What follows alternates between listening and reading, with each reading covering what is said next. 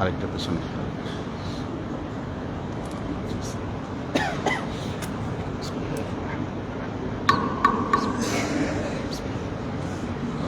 السلام عليكم ورحمة الله وبركاته. الحمد لله رب العالمين، والصلاة والسلام على خاتم الأنبياء والمرسلين وعلى آله وأصحابه أجمعين ومن تبعهم بإحسان إلى يوم الدين وعلينا معهم يا أرحم الراحمين.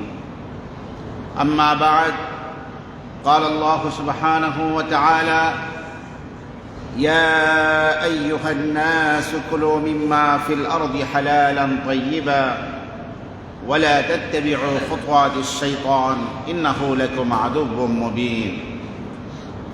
صدق الله العظيم وصدق رسوله النبي الكريم، ونحن على ذلك من الشاهدين والشاكرين، والحمد لله رب العالمين.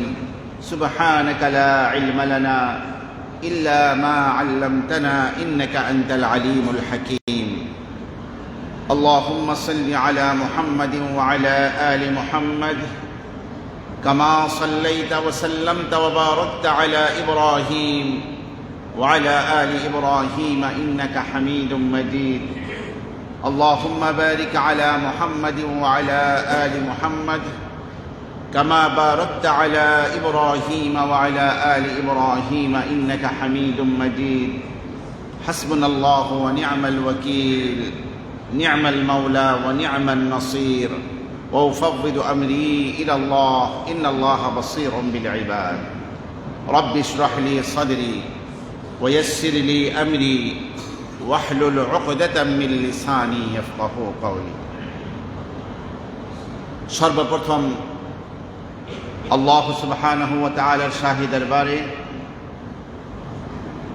আমরা অসংখ্য শুকর এবং সাজুদ পেশ করছি যে মহান রব আপনাকে আমাকে বলার জন্য মুখ দিয়েছেন, শোনার জন্য কান দিয়েছেন, উপলব্ধি করার জন্য অন্তর দিয়েছেন, তার দাসত্ব গোলামী বন্দিগির জন্য শরীরের সকল অঙ্গ প্রত্যঙ্গ দান করেছেন। সর্বোপরি যে মহান রব আপনাকে আমাকে সুস্থ সবল অবস্থায় রেখেছেন এবং 1447 হিজরির এই জুমায় অংশগ্রহণ করার তৌফিক এনায়েত করেছেন, এজন্য অন্তরের অন্তঃস্থল থেকে কালিমাতুশ শুকর আদায় করে আমরা সকলেই পড়ছি আলহামদুলিল্লাহ।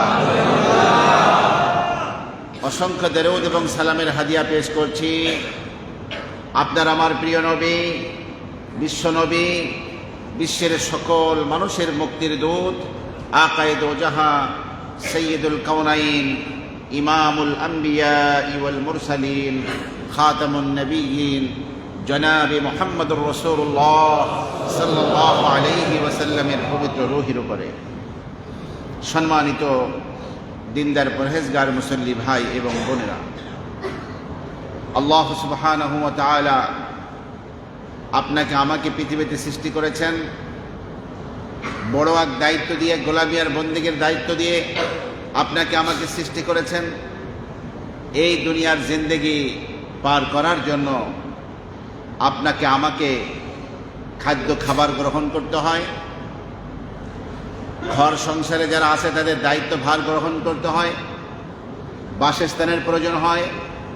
এই সব কিছুর জন্য দরকার হলো হালাল উপার্জন।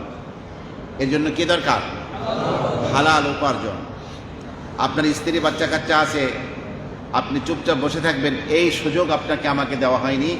বরং নামাজ, রোজা, হজ, যাকাত যেমন নাকি ফরজ, তেমনিভাবে হালাল উপার্জন এটাও কি?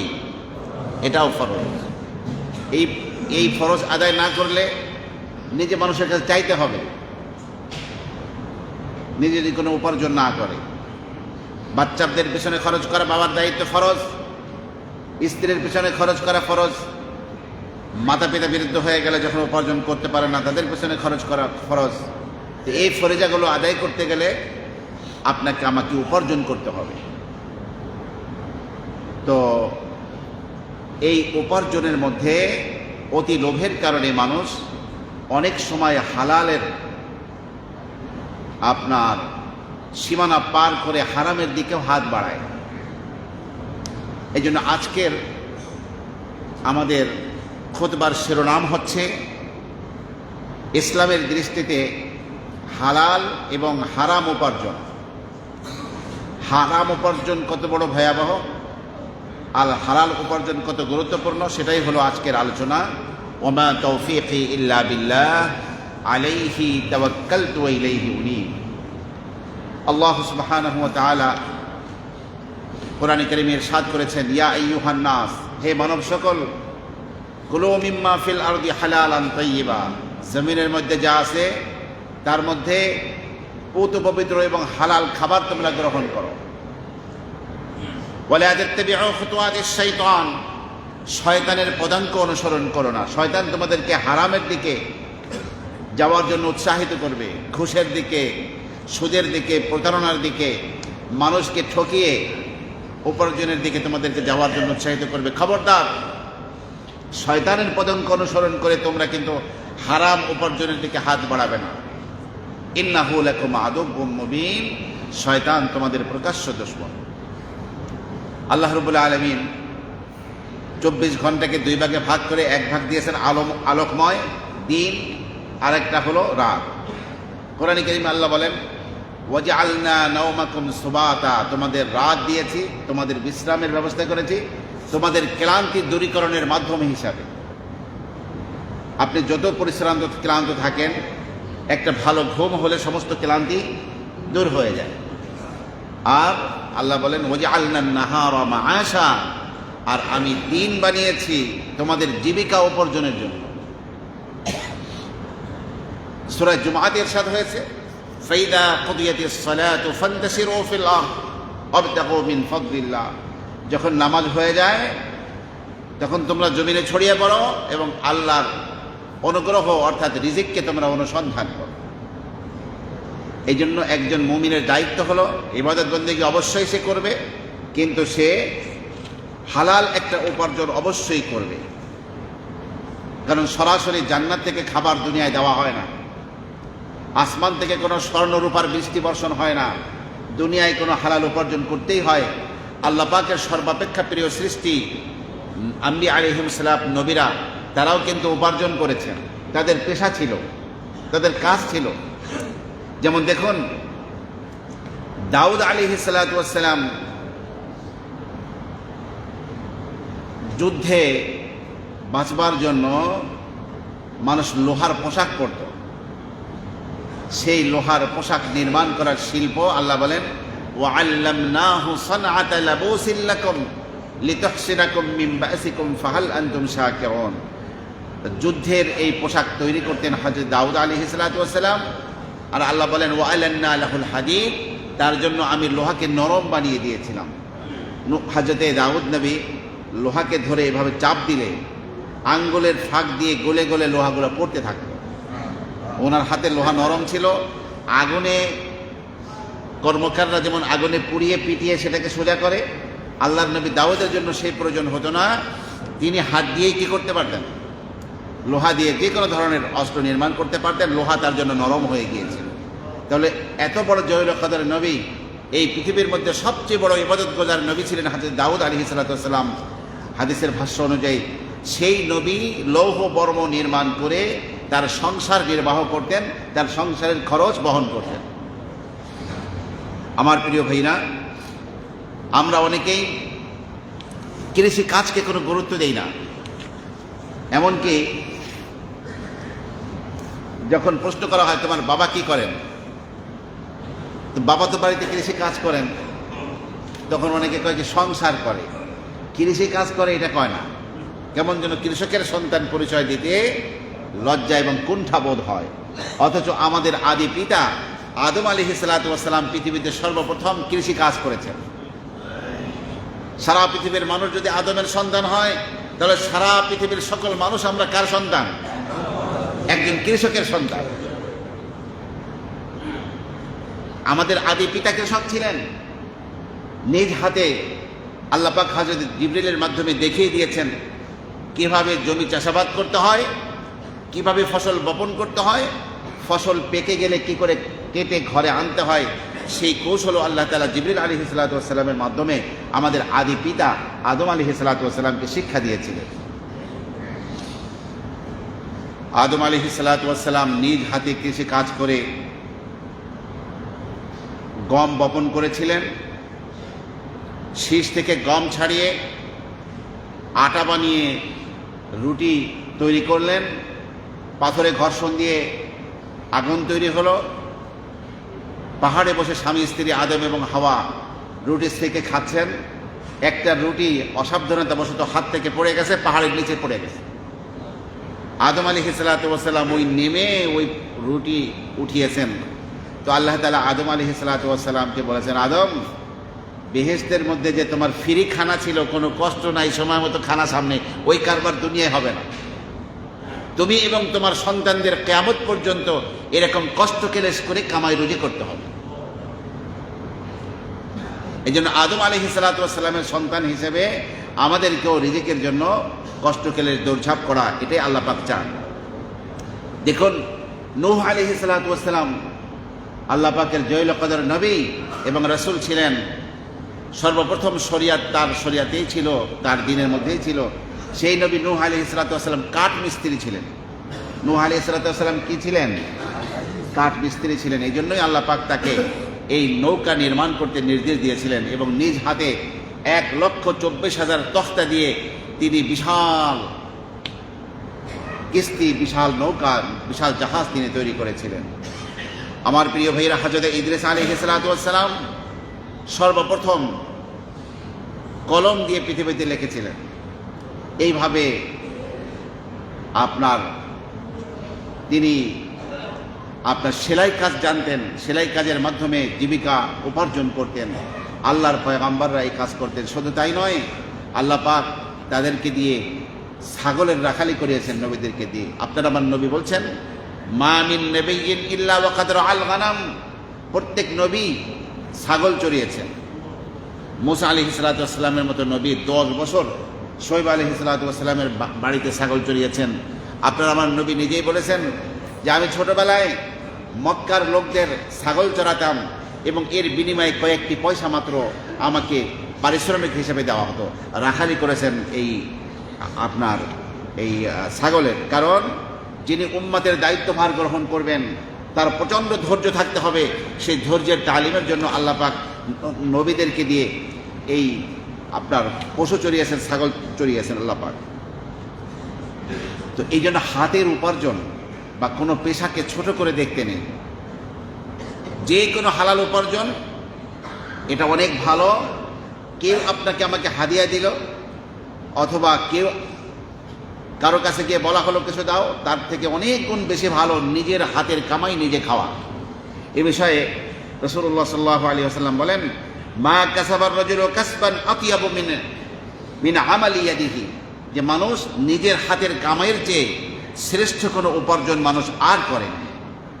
আমার প্রিয় ভাইরা, এই জন্যই দেখা যায় যারা কামাই রুজি করতে গিয়ে, দৌড়ঝাঁপ করতে গিয়ে সন্ধ্যাবেলায় যখন বাসায় ফেরে, অত্যন্ত পরিশ্রান্ত হয়ে বাসায় ফেরে, আউয়াল ওয়াক্তে ঈশার নামাজটা পড়েই ঘুমিয়ে পড়ে।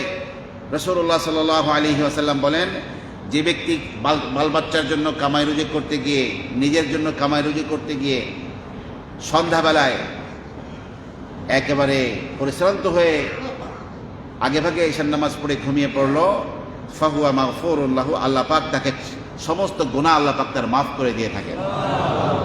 একজন শ্রমিক অথবা একজন মানুষ কষ্ট ক্লেশের কাজ যদি করে, যখন সে ঘুমায় নিষ্পাপ হয়ে সে ঘুমাতে যায়।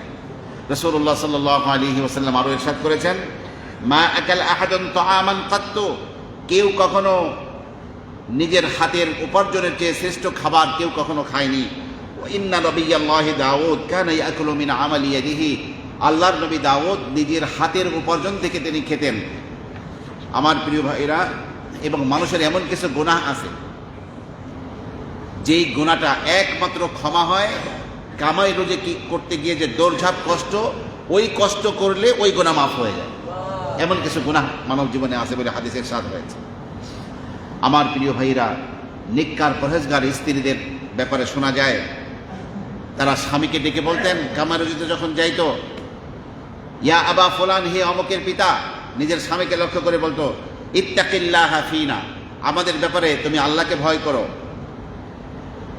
ওয়ালা তুতি'না ইল্লাল হালাল, খবরদার আমাদের জন্য হালাল ছাড়া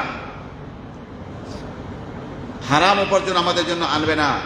ফাইন্নানা নাসবিরু আলাল জু' ওয়ালা নাসবিরু আলান নার, আমরা ক্ষুধা সহ্য করতে পারবো কিন্তু আমরা আগুন সহ্য করতে পারবো না। হারাম উপার্জনটা কি? আগুন। স্ত্রী যখন এই কথা বলে তো স্বামী তো হালাল উপার্জনের দিকেই যেত। আমার প্রিয় ভাইরা, এই হালাল উপার্জন হলেই ইবাদত বন্দেগী কবুল হবে, হালাল উপার্জন হলেই দোয়া কবুল হবে। পেটের মধ্যে হারাম ঢুকিয়ে দোয়া করলে কোনো দোয়া কাজ হবে না। রাসূলুল্লাহ সাল্লাল্লাহু আলাইহি ওয়াসাল্লাম বলেন, আর রাজুলু ইউতিলুস সাফরা আশআত আকবার, এক ব্যক্তি দীর্ঘ সফরে দোয়া কবুল হয়। এক ব্যক্তি দীর্ঘ সফর করছে, ধুলিমলিন চেহারা, বিধ্বস্ত চেহারা, উস্কো খুস্কো চেহারা নিয়ে সে তার দুই হাত আসমানের দিকে উঠিয়ে বলছে, ইয়া রব, ইয়া রব, হে আমার রব, হে আমার রব। আল্লাহর কাছে অনেক কিছু চাচ্ছে। আল্লাহর নবী বলেন, ওয়া মাতআমুহু হারাম, সে যে খাবার খেয়েছে সেই খাবারটা হারাম। ওয়া মাশরাবুহু হারামুন, সে যে পানি পান করেছে সেটা হারাম। ওয়া মালবাসুহু হারাম, সে যে পোশাক পরিধান করেছে সেটা হারাম। ওয়া গুদিয়া বিহারামিন, তার গোটা শরীরের গোশত রক্ত তৈরি হয়েছে হারাম দিয়ে। ফাআন্না ইউস্তাজাবু লাহু, এরকম ব্যক্তির দোয়া কি করে কবুল হতে পারে? অর্থাৎ যার উপার্জন হারাম, সে যতই কান্নাকাটি করে দোয়া করো, এই দোয়া কবুল হবে না। হযরত ঈসা আলাইহিস সালাতু ওয়াস সালাম দেখলেন এক ব্যক্তি একেবারে ইবাদত বন্দেগীর ঘরের এক কোনায় বসে ইবাদত বন্দেগী করছে। হযরত ঈসা আলাইহিস সালাতু ওয়াস সালাম তাকে দেখে বললেন, মাযা তাসনাউ, ভাই তুমি এখানে কি করছো? ক্বালা আতাআব্বাদু, আমি ইবাদত বন্দেগী করছি। হযরত ঈসা বললেন, ওয়া মান ইয়াউলুক, তোমার ভরণ পোষণের ব্যাপারটি কে দেখাশোনা করে? তোমার খাবার দাবার কোত্থেকে আসে? তখন সে বলল, আখি, আমার ভাই কামাই রুজি করে। তখন হযরত ঈসা বললেন, আখুকা আ'বাদু মিনকা, তোমার ভাই তোমার চেয়ে বড় ইবাদত গুজার। অর্থাৎ গোটা টাইম মসজিদে বসে ইবাদত বন্দেগী করার চেয়ে কামাই রুজির জন্য বাহিরে গিয়ে কামাই রুজি করা এটা বেশি সওয়াব। কারণ কামাই রুজির জন্য যে কষ্ট ক্লেশ, এটা আল্লাহ পাকের কাছে অনেক বড় দামি। হযরত লোকমান হাকিম, তার নামে কোরআন কারীমে একটি স্বতন্ত্র সূরা আছে, সূরা লোকমান 21 পারায়। তিনি তার ছেলেকে যে উপদেশ দিয়েছিলেন, তিনি বলেছিলেন, ইয়া বুনাইয়া ইস্তাগনি বিল কাসবিল হালাল আনিল ফাকর, দরিদ্রতা থেকে বাঁচার জন্য তুমি মানুষের কাছে অমুখাপেক্ষী থাকার জন্য তুমি হালাল উপার্জন করো। কারণ কোনো ব্যক্তি যখন দরিদ্র হয়ে যায় তখন তাকে 3টি বিপদ গ্রাস করে। কয়টি বিপদ? দরিদ্র হলে কয়টি বিপদ আসে? 3টি। লোকমান হাকিম বলছেন, 1 নম্বরে হলো রিক্কাতুন ফি দীনিহি, দ্বীনি কাজের ব্যাপারে তার শিথিলতা চলে আসে। ইবাদত বন্দেগীর মধ্যে তার অবস্থা ভালো থাকে না, মন খারাপ থাকে, টাকা পয়সা টানাটানি। এই জন্য 2 নম্বর হলো ওয়াদাফুন ফি আকলিহি, তার জ্ঞানের মধ্যে দুর্বলতা তৈরি হয়। ওয়া যিহাবুন লিমুরুআতিহি, সে ব্যক্তি তার মনুষ্যত্ব হারিয়ে ফেলে। দরিদ্রের কষাঘাতে পড়লে মানুষের মধ্যে 3টি অবস্থা সৃষ্টি হয়। 1 নম্বর হলো ইবাদত বন্দেগীতে দিনদারির মধ্যে শিথিলতা, জ্ঞানের দুর্বলতা, এবং তার মধ্যে একটা মানুষের মধ্যে মনুষ্যত্ব, সে সর্বদা নিজের থেকে নিজে চলবে, মানুষের কাছে হাত পাতবে না, এই অবস্থা তার মধ্যে থাকে না। তখন বাধ্য হয়ে মানুষের কাছে হাত পাতে মনুষ্যত্ব হারিয়ে ফেলে।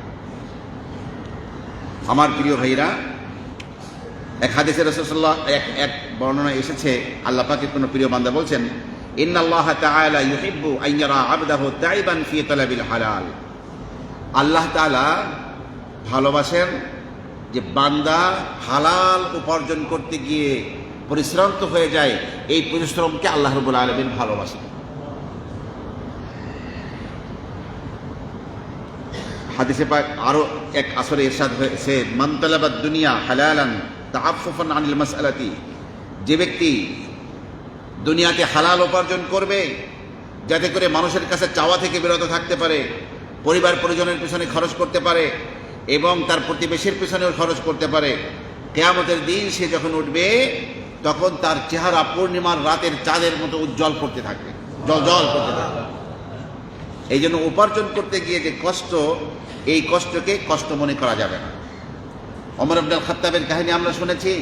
কিছু লোককে মসজিদে ইবাদত বন্দেগী করতে দেখে বললেন, আপনারা এখানে কি করছেন? তারা বলল যে আমরা ইবাদত করছি। তো আপনারা সারাদিন ইবাদত বন্দেগী করেন, ভরণ পোষণ কোত্থেকে আসে? বলছে, না, ওটা আল্লাহ পাক দেখবে, ওটা আমাদের জিম্মাদারি না, আল্লাহর উপরে ভরসা করছি। নাহনুল মুতাওয়াক্কিলুন, আমরা আল্লাহর উপরে ভরসাকারী ব্যক্তিরা। হযরত ওমর রাগ হয়ে গেলেন আর বললেন, বাল আনতুম মুতাওয়াকিলুন, আপনারা আল্লাহর উপরে নির্ভরশীল ব্যক্তি নন, বরং আপনারা হচ্ছেন বাহানা করে মানুষের কাছ থেকে টাকা নেওয়ার চিন্তা করছেন। তো এরপরে তিনি বললেন যে আপনারা আল্লাহুম্মা রযুকনি, আল্লাহ রিজিক দাও, রিজিক দাও। আপনারা জানেন যে আসমান থেকে স্বর্ণ রূপার বৃষ্টি বর্ষণ হয় না, নিশ্চয়ই কোনো মাধ্যমকে দুনিয়ায় গ্রহণ করতে হয়, সেই মাধ্যম গ্রহণ করা, এটাই হলো ইসলামের রীতি। আমার প্রিয় ভাইয়েরা, দেখুন আল্লাহর নবী সাল্লাল্লাহু আলাইহি ওয়াসাল্লাম নিজে যেমন নাকি শৈশবে ছাগল চড়িয়েছেন, যৌবনে এসে তিনি ব্যবসা করেছেন। আম্মাজান খাদিজা রাদিয়াল্লাহু তাআলা আনহার সম্পদ নিয়ে ব্যবসা করতে গিয়েই তো বিবাহ শাদীর ব্যাপারটি খুব ঘটলো। আমার প্রিয় ভাইরা, 12 বছর বয়সের চাচা আবু তালেবের সাথে তিনি ব্যবসায়ী সফরে সিরিয়ায় রওনা হয়েছিলেন। হযরতে আবু বকর সিদ্দিক রাদিয়াল্লাহু আনহু একজন কাপড় ব্যবসায়ী ছিলেন। হযরতে আপনার ওসমান ইবনে আফফান রাদিয়াল্লাহু আনহু, আব্দুর রহমান ইবনে আউফ রাদিয়াল্লাহু তাআলা আনহু সিরিয়া থেকে পণ্য এনে মক্কা মদিনার বাজারে বিক্রি করতেন, আবার পণ্য আনতে সেখানে চলে যেতেন। বার্ষিক যে 2টি সফর ছিল, রিহলাতা শিতাই ওয়াস সাইফ, একটা গ্রীষ্মকালীন সফর, একটা আপনার শীতকালীন সফর। এই সফরগুলো তারা করার মাধ্যমে, ব্যবসা বাণিজ্যের মাধ্যমে তারা জীবিকা নির্বাহ করতেন। এই জন্য একজন মুসলমানের দায়িত্ব হলো সে আপনার হালাল উপার্জন করবে, যাতে করে পৃথিবীর কোনো মানুষের কাছে চাওয়াও না লাগে এবং সে আল্লাহর পথে নিজের উপরে দায়িত্ব যাদের, নিজের উপরে নিজের বাল বাচ্চার পেছনে খরচ করতে পারে, আল্লাহর রাহে দান করতে পারে। আর হারাম উপার্জন এটা অত্যন্ত দুনিয়া আখিরাতের সমস্ত কল্যাণগুলোকে ধসিয়ে দেয়। তো আসুন, মানুষ হারাম উপার্জন কেন করে? হারাম উপার্জন বলতে কি? আপনাকে অফিস থেকে দায়িত্ব দিয়েছে, সরকারি বেসরকারি অফিস হোক, এই কাজগুলো আপনার। সেই কাজগুলো করতে গিয়ে আবার আপনি ফাইল আটকে দিয়ে পার্টির কাছ থেকে অতিরিক্ত পয়সা আপনি যেটা নিলেন, এটাকে বলা হয় ঘুষ। ফাইল আটকে রাখা হয়, বলা হয় স্যার অনেকবার আসলাম। কই কি, কেন বারবার আসেন কেন? ভালো করে একবার আসলেই তো হয়। তার মানে কি? ভালো করে আসা মানে কি ভাই? টাকা নিয়ে আসেন, সব হয়ে যায়। এটাকে বলা হয় ঘুষ। যতটুকু সে বেতন হিসেবে পাচ্ছে অতটুকু তার জন্য হালাল, কিন্তু এই বেতনের বাহিরে অতিরিক্ত যে সুবিধা গ্রহণ করছে এটা হলো কি? হারাম। এইভাবে সুদ, কাউকে 1000 টাকা ধার দিল এই শর্তে আগামী মাসে 1100 টাকা দিবে, তার জন্য 1000 টাকা ফেরত নেওয়া হালাল। আর ওই যে 100 টাকা অতিরিক্ত নিল, ফিক্সড অ্যামাউন্ট, নির্ধারিত অঙ্কের টাকা, এটাই তার জন্য সুদ। এটা পূর্ণাঙ্গ হারাম। এবং এটা কি পর্যায়ের হারাম? এর 70টা শাখা আছে। সর্বনিম্ন শাখা হলো নাউজুবিল্লাহ নিজের মায়ের সাথে ব্যভিচার করার মতো গুনাহ, আর সর্বোচ্চ শাখা হলো আল্লাহ এবং তার রসুলের সাথে যুদ্ধ ঘোষণা করা। এইভাবে চাঁদাবাজি করে টাকা নেওয়া, এইভাবে মানুষের উপরে চাপ প্রয়োগ করে টাকা নেওয়া, মানুষের বাড়িঘর দখল করা, মানুষের সহায় সম্পদ দখল করা, এই সবই আপনার হারাম উপার্জনের অন্তর্ভুক্ত। এর প্রত্যেকটি জিনিস দুনিয়াকেও ধসিয়ে দেয়, ধ্বংস করে দেয়, আখিরাতকেও ধ্বংস করে দেয়। অনেকে মনে করে যে শুধু আখিরাত ধ্বংস করে, না, আখিরাত তো ধ্বংস হয়েই যায়, দুনিয়ার জিন্দেগির সব কিছু ধ্বংস হয়ে যায় না। হারামে আরাম নাই, হারামে শরীরের পাশগুলো ঠিক থাকে না, হারামে সংসারের বন্ধন ঠিক থাকে না। আল্লাহ পাক এই হারাম উপার্জন দিয়ে আর আমাইশা জিন্দেগি যখন কাটাতে যায়, সব জায়গায় আল্লাহ পাক এমন অবস্থায় তৈরি করেন দুনিয়ার জিন্দেগি তার জন্য জাহান্নামের টুকরা হয়ে যায়।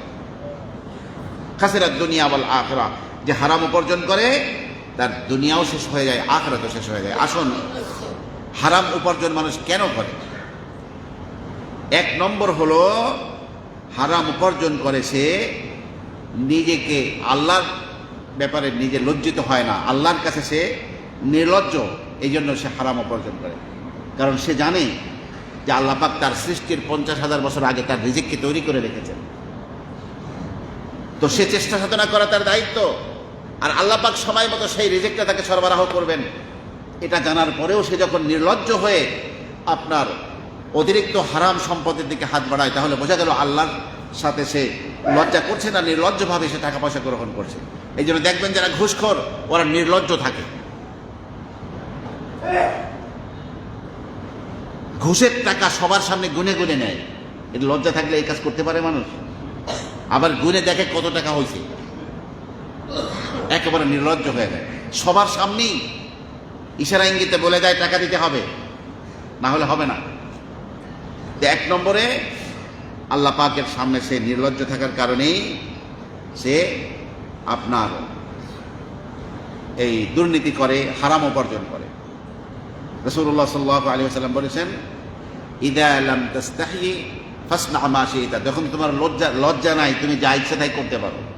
যার লজ্জা নাই, নির্লজ্জ হয়ে গিয়েছে টাকা পয়সা কামাইয়ের জন্য, যেখান থেকে ইচ্ছা লুটে নাও সম্পদ, রাষ্ট্রের টাকা হোক, প্রতিষ্ঠানের টাকা হোক, ব্যক্তির টাকা হোক, তখন তার মধ্যে ওই নির্লজ্জ ভাবের কারণেই সে হারাম উপার্জন করে। 2 নম্বর হলো, দ্রুত ধনী হওয়ার আশায়, অনেক দ্রুতই তাকে ধনী হতে হবে। অল্প দিনের সুযোগ পাইছে, আর কখনো হয়তো পাবে না, এখনই যে কোনোভাবে জমি দখল করে হোক, মারপিট করে হোক, মানুষকে জুলুম করে হোক, যে কোনোভাবে টাকা আমাকে নিতে হবে। দ্রুত ধনী হওয়ার আশায় মানুষ আপনার দুর্নীতি করে। এ বিষয়ে প্রখ্যাত কাহিনী আছে হযরত আলী ইবনে আবি তালিব রাদিয়াল্লাহু তাআলা আনহু, যে তিনি যখন ঘোড়ার পৃষ্ঠে সওয়ার হয়ে বাড়িতে আসছেন, ঠিক এই টাইমে এক ভিক্ষুক এসে হাজির, যে আমাকে কিছু সাহায্য করে। হযরত আলী আল্লাহর নবী সাল্লাল্লাহু আলাইহি ওয়াসাল্লামের সাথে গোটা ছোটবেলা থেকেই তিনি বড় হয়েছেন, কাছে তেমন টাকা পয়সা রাখতেন না, থাকতো না। তিনি ওই ঘোড়ার লাগামটি ওই লোকটার হাতে দিয়ে বললেন, ভাই একটু দাঁড়ান ঘোড়ার পাশে, আমি ঘরে গিয়ে দেখি কোনো টাকা পয়সা আছে কিনা। অনেক খোঁজাখুঁজি করতে করতে 4টি টাকা পাইলেন। কয় টাকা পাইলেন? 4 টাকা। কিন্তু খোঁজাখুঁজি করতে দেরি হয়েছে দেখা লোকটা ওই সেই ঘোড়ার লাগাম নিয়ে পালিয়ে চলে গেছে। ঘোড়ার লাগাম একটা দামি জিনিস, তো এই লোকটা ওটা নিয়ে পালিয়ে গিয়ে বাজারে বসে ওটা বিক্রি করার লাগে। হযরত আলী রাদিয়াল্লাহু আনহু ওই 4টি টাকা দিয়ে তার খাদেমকে বললেন, আমার মন বলছে ও দূরে কোথাও যায় না, এই বাজারে বসে বিক্রি করার লাগে, তুমি এই 4টি টাকা তাকে দিয়া লাগামটা নিয়ে আসো, যাও। গিয়ে দেখেন একেবারে সোরা মার্কেটে সোরাই বইছে। আপনাকেও মিরপুরেও কিন্তু সোরা মার্কেট আছে, চুরি করে বলে সব সেইখানে বিক্রি হয়, আজীব জায়গা। সোরা আবার মার্কেট, লা হাওলা ওয়ালা কুওয়াতা ইল্লা বিল্লাহ। তো যাই হোক, যখন খাদেম গিয়ে দেখলো যে লোকটি সেই লাগাম নিয়ে বসে আছে, তখন তাকে লাগামটা নিয়ে ওই 4টি টাকা তাকে দিয়ে দিল। লোকটা 4টি টাকা নিয়ে চলে গেল।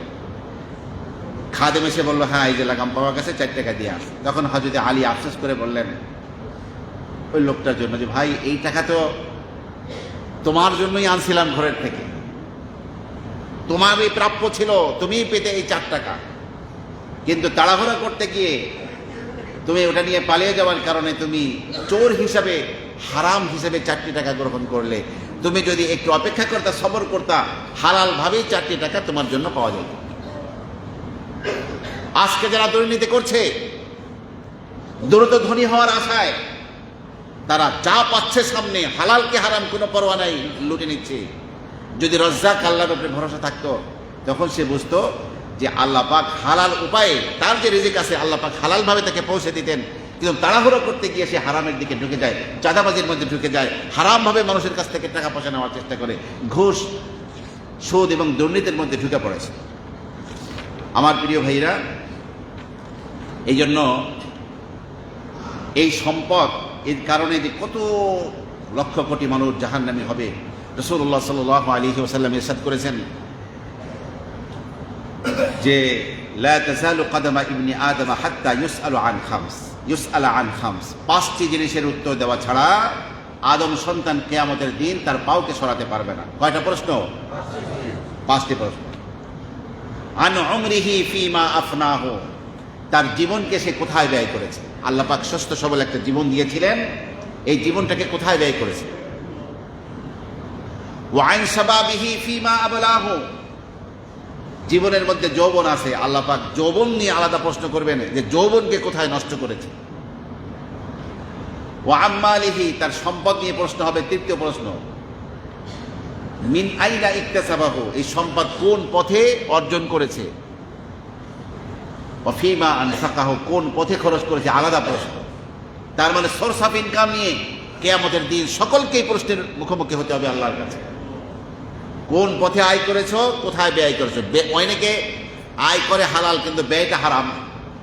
রিক্সা চালায় গিয়ে সিনেমা দেখে, হায় হায়, এত কষ্ট করে পয়সা কামাই করা, হ্যাঁ হারাম কাজ করে। আবার অনেকের খরচ করার খাতটা ভালো, বাল বাচ্চার পিছনে খরচ করে, কিন্তু উপার্জনটা হারাম।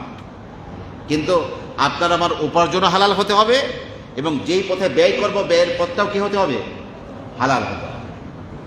পঞ্চম প্রশ্ন হলো ওয়ান ইলমিহি ফিমা আমিলা, আল্লাহ তাআলা কোরআন এবং হাদিসের যতটুকু ইলম শোনার মাধ্যমে হোক, পড়ার মাধ্যমে হোক, জানার মাধ্যমে হোক অর্জন করার সুযোগ দিয়েছিলেন, কতটুকু ইলম অনুযায়ী আমল করেছে সে বিষয়ে কিয়ামতের দিন জিজ্ঞাসিত হতে হবে সকলকে।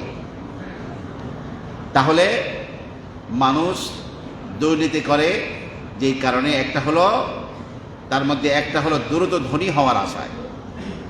3 নম্বরে হলো তার মধ্যে একটা চরিত্র নাই, যে চরিত্রকে আল্লাহ ভালোবাসেন, সেই চরিত্রকে অল্পে পরিতুষ্ট হওয়া।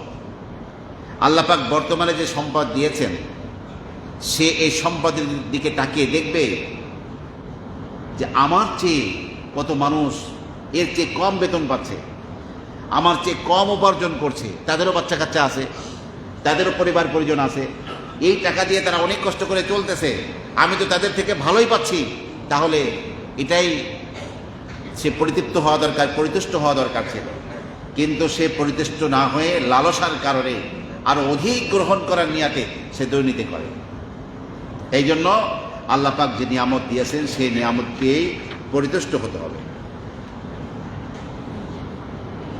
আর হারাম উপার্জন অতি দ্রুত ধ্বংস হয়ে যায়। মানুষ হারাম উপার্জন যখন আপনার গ্রহণ করে তখন সেই সম্পদ বেশি দিন থাকে না, বিভিন্ন কারণে ধ্বংস হয়ে যায়। 4 নম্বর হলো দুর্নীতি করে মানুষ হারাম উপার্জনের ক্ষতি অনুধাবন না করার কারণে। হারাম উপার্জন করলে তার কি পরিমাণ ক্ষয়ক্ষতি হবে, তার কি পরিমাণ নিয়ামত ধ্বংস হবে, দুনিয়া আখিরাত কিভাবে বরবাদ হবে, সেই বিপজ্জনক বস্তুগুলো আপনার না জানার কারণে অনেকে দুর্নীতি করে, না বোঝার কারণে, না অনুধাবন করার কারণে, অনুধাবন না করার কারণেই দুর্নীতি করে। দেখুন, এখন বলবেন হারাম উপার্জনের ক্ষতি কি কি আছে। হারাম উপার্জনের 1 নম্বর ক্ষতি হলো জুলমাতুল কলব, অন্তরটা কালো হয়ে যায়, অন্ধকার হয়ে যায়। ওয়া কাসফুল জাওয়ারিহি আনিত তাআ, সমস্ত অঙ্গ প্রত্যঙ্গগুলো আল্লাহ পাকের ইবাদত বন্দেগী থেকে অলস হয়ে যায়।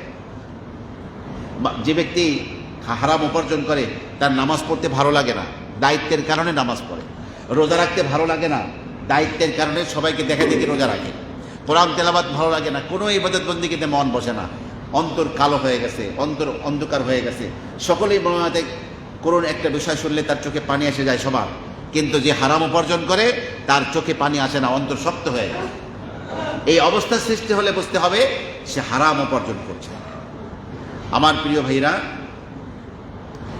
হযরত আব্দুল্লাহ ইবনে আব্বাস রাদিয়াল্লাহু আনহু বলেন, ইন্না লিল হাসানাতি নূরান ফিল কলবি, নেক আমল করলে নেক আমলের ছায়া, নেক আমলের নূর তার অন্তরের মধ্যে থাকে।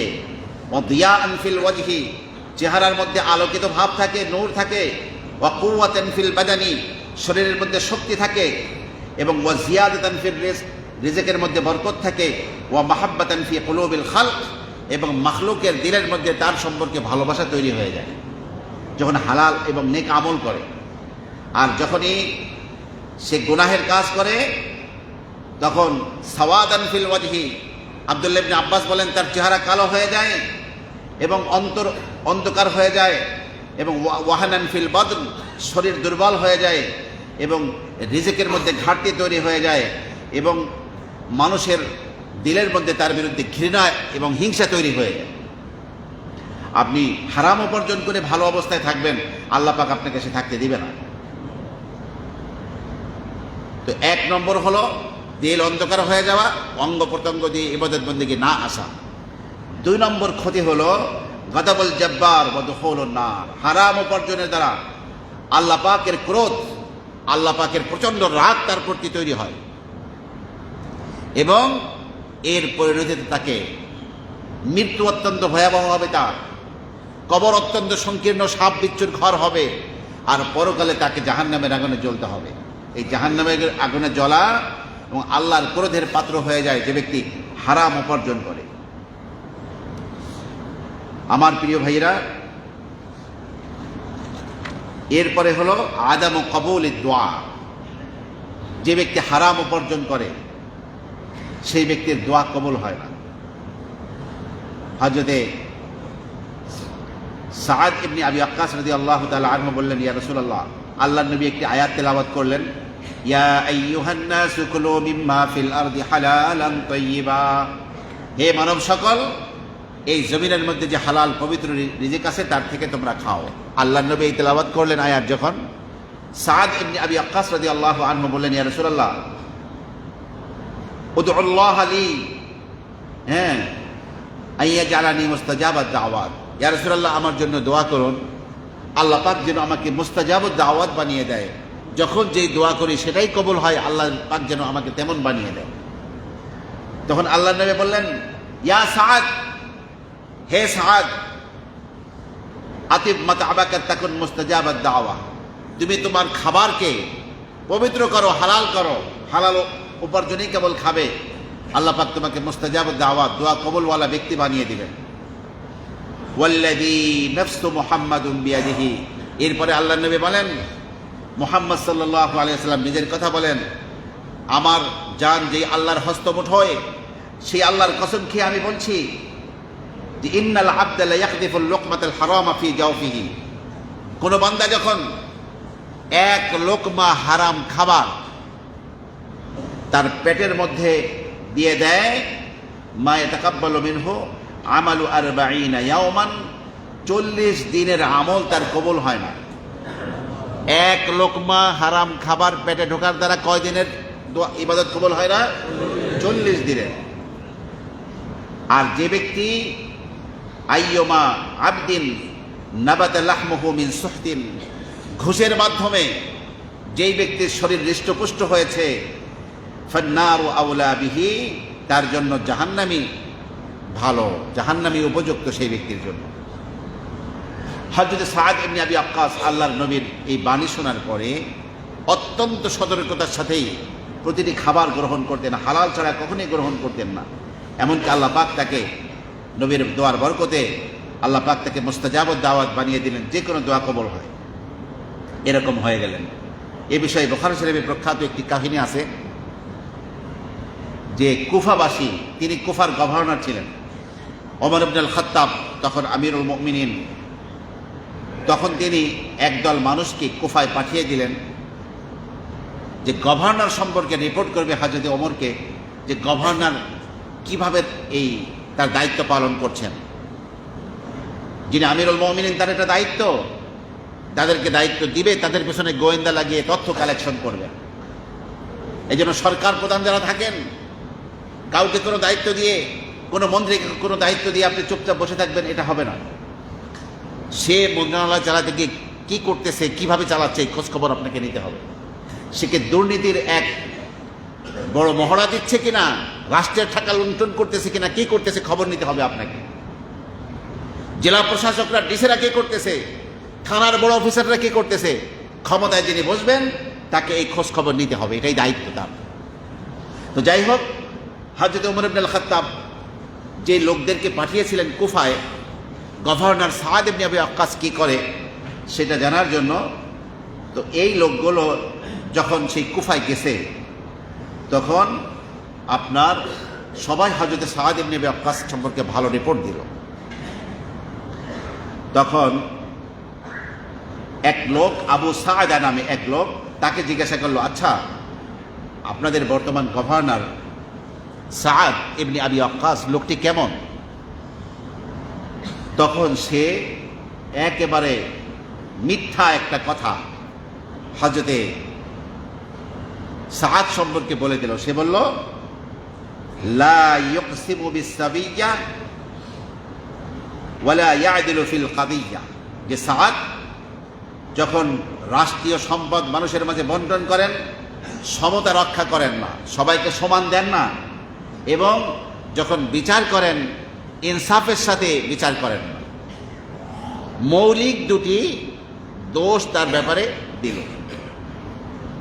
হযরত সাদ ইবনে আবি ওয়াক্কাস যখন শুনলেন যে তার ব্যাপারে এত কঠিন রিপোর্ট এসেছে, রিপোর্ট দিয়েছে, এবং আবু সাআদা নামে এক ব্যক্তি এই রিপোর্ট দিয়েছে, অথচ সম্পূর্ণভাবে তার ব্যতিক্রম, তিনি ইনসাফের সাথেই রাষ্ট্র চালাচ্ছেন এবং ঠিক মতো ইনসাফের সাথেই তিনি বন্টন করছেন, তারপরে এরকম বলার কারণে তিনি বলছেন, আল্লাহুম্মা ইন কানা হাযা কাযিবান, আল্লাহ যে লোকটি আমার ব্যাপারে মিথ্যা বলেছে এই লোকটি যদি মিথ্যাবাদী হয় তাহলে আতিল উমরাহু, আল্লাহ তার হায়াতকে তুমি বাড়িয়ে দাও, হায়াত বাড়িয়ে দেওয়ার, ওয়া আদিম ফাকরাহু, তার দরিদ্রতাকে তুমি সর্বদা রাখো, কখনোই যেন সে সম্পদশালী না হয়, ওয়া আমি বাসারাহু, তাকে তুমি অন্ধ বানিয়ে দাও, চক্ষুকে তুমি অন্ধ বানিয়ে দাও, ওয়া আররিদহু লিল ফিতান, ফিতনা ফাসাদের মধ্যে তাকে ফেলে দাও। চারটি বদদুয়া করলেন।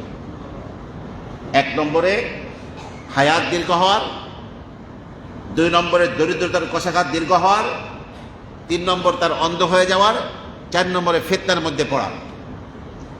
যেহেতু তিনি মুস্তাজাবুদ দাওয়াত ছিলেন, দোয়া করলেই কবুল হয় এমন ছিলেন, যে চারটি বদদুয়া করেছিল আবু সাআদের বিরুদ্ধে, চারটাই কবুল হয়েছে। দরিদ্রতা থেকে বের হতে পারে নাই, একেবারে থুরথুরে বুড়া হয়ে গেছে, অনেক বয়স হয়ে গেছে, কিন্তু এমন ফিতনার মধ্যে সে পড়েছে, এই বৃদ্ধ ব্যক্তি রাস্তা দিয়ে কোনো মেয়ে হেঁটে গেলেই তার ওড়না টেনে ধরতো, তার বোরকা টেনে ধরতো। অনেক সময় ইফতিজিং কলেজের যুবক খারাপ ছেলেপেলে এই ছেলেপেলেদের মতো কাজ করত, যে মেয়েরা তাকে ঝাড়ু দিয়ে পিটাতো, জুতা দিয়ে পিটাতো, তার বিরুদ্ধে নালিশ করত। শেষ জীবনে সে অন্ধ হয়ে গেছে। তাকে জিজ্ঞাসা করা হলো, আচ্ছা তোমার তো যৌবনের কোনো কিছু বাকি নাই, রাস্তা দিয়ে যুবতী মেয়েগুলো হেঁটে গেলে তুমি কেন এই কাজ করো? তখন সে বলল যে দেখো, আমি হচ্ছি একজন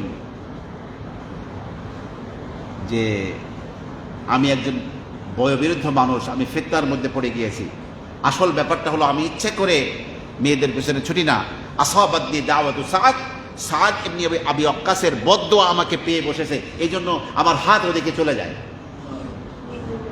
তার মানে হলো হযরত সাদ ইবনে আবি ওয়াক্কাস হালাল উপার্জন খাওয়ার কারণেই তিনি মুস্তাজাবুদ দাওয়াত হতে পেরেছিলেন। আমার প্রিয় ভাইরা, এইভাবে হারাম উপার্জন খেলে যেমন নাকি দোয়া কবুল হয় না, হারাম উপার্জন খেলে আপনার এইভাবে ইবাদত বন্দিকে কবুল হয় না। গোটা জীবন কষ্ট করে যে ইবাদত বন্দিকে করবেন, সেটা যদি হারাম উপার্জন খাওয়ার পরে ওই ইবাদত করা হয়, কোনো কিছুই কবুল হবে না। কত কঠিন কথা।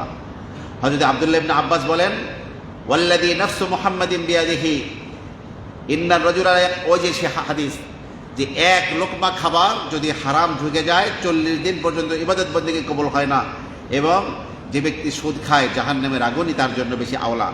আমার প্রিয় ভাইরা, এই জন্য আপনাকে আমাকে যে দায়িত্বটি পালন করতে হবে, যে আমার যেন একটা পয়সা পকেটে তোলার আগে চিন্তা করতে হবে এই টাকাটি আমার জন্য গ্রহণ করা হালাল কিনা। শয়তান কিন্তু বিভিন্নভাবে ব্যাখ্যা করাবে যে এখন খায়ালা পরে তওবা করে লইস। এটা হলো শয়তানের বড় একটা প্রতারণা, যে শয়তান মানুষকে দিয়ে একবার দুইবার একটা হারাম কাজ করে মজা পাওয়াই দেয়। মজা পাওয়াই দিলে মানুষ আর কোনো পেছনের দিকে ফিরে তাকায় না, শুধু চলতেই থাকে। ঠিক যেভাবে যারা জীবনে মদ খায়নি, বন্ধু বান্ধবের আড্ডায় গেছে, সবাই মদ খাচ্ছে, তখন তুই খাস না? ওকে না ভাই আমি এটা খাই না। ওকে আরে জীবনে একবার খাইলে কিছু হয় না, আবার মশলা দেয়, একবার খাইলে বলে কিছু হয় না। একবার খাইলে কিছু হয় না, বন্ধু বান্ধবের অনুরোধে একটু খালি চুমুক দেয়। এই যে চুমুকটা দিল, মৃত্যু পর্যন্ত চুমুক দিতেই থাকে। এই জন্য আপনার আমার অনেক কষ্ট করে চললেও হারামের দিকে যেন হাত না বাড়ে। এবং সকলের নিয়ম হলো যে নিজের উপার্জনের চেয়ে অপেক্ষাকৃত কম উপার্জনের লোকদের দিকে তাকাইতে হবে।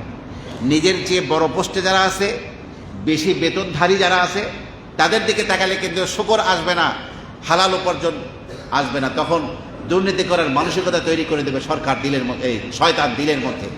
এই জন্য আপনাকে আমাকে সর্বতভাবে কি করতে হবে? চেষ্টা করতে হবে যে কোনো রকম যেন কোনো হারামের দিকে আপনার আবার হাত না বাড়ে। হারামের দিকে হাত বাড়লে খাসিরাত দুনিয়া ওয়াল আখিরা, দুনিয়াও ধ্বংস হবে, আখিরাতও ধ্বংস হবে। আর হালাল মাধ্যমে আপনার অল্প খাবার খাবো, বিল্ডিংয়ে না থাকতে পারলে 3 সেন্ট ঘরে থাকবো, সনের ঘরে থাকবো, তারপরেও পরিবারকে ঢাকায় রাখা যাবে না। ঢাকার বাইরে থেকে আসছি, ঢাকায় রাখা ফরজ না আমার জন্য, কিন্তু আমাকে হালাল উপার্জনের উপরে থাকা এটা হলো আমার জরুরি। আমার কবরে আমি একা ঘুমাবো, আমার কবরে আমার ছেলে মেয়ে ঘুমাবে না, কেউ সাথে যাবে না, আমি একাই যাব। তো যাদের জন্য আজকে খোদা না করুন হারামের দিকে হাত বাড়াচ্ছি, ওরা তো আমার কোনো গুনাহের ভাগ নেবে না। এই জন্য সবচেয়ে বড় বোকা হলো ওই সকল লোক যারা ছেলে মেয়ের জন্য হারাম উপার্জন করে নিজে কবরে সাপ বিচ্ছুর খোরাক হয়, জাহান্নামের আগুনের কয়লা হয়, তারা হলো সবচেয়ে বড় বোকা।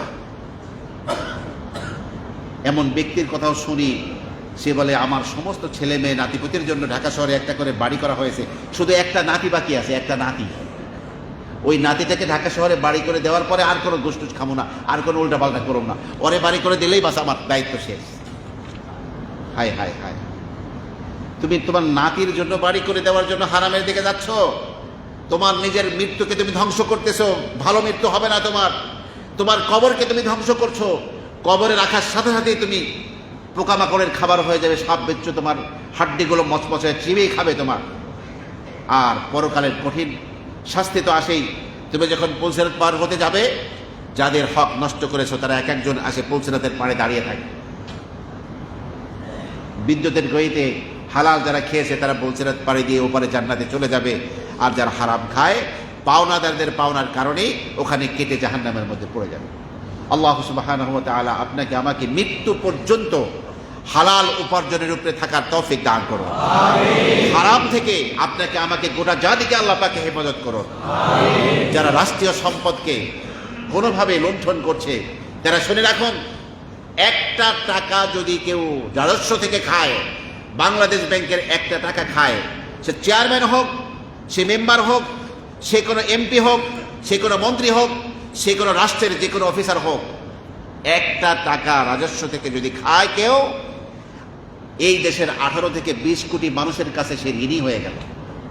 এই প্রত্যেকটি মানুষ আলাদা আলাদা ক্ষমা না করলে এই লোকের কোনো ক্ষমা পাওয়ার কোনো সুযোগ নেই।